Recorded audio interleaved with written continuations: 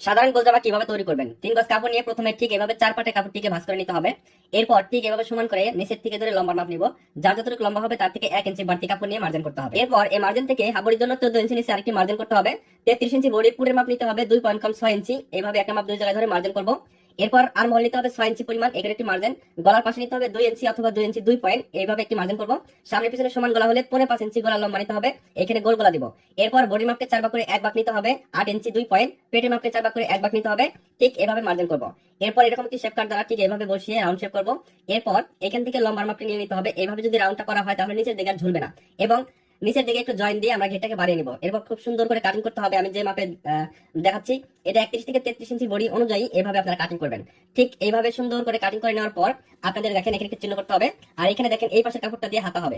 এখানে সোজা করে কেটে নিব, আর এই কাপড়টা আমরা এভাবে সোজা করে আমরা 3 কোয়ার্টার হাতা দিব। আর এখানে যে কাপড়টা আছে নিচের দিকে একটু জয়েন দিয়ে ঘের বাড়িয়ে নিব। ভিডিওটি ভালো লাগলে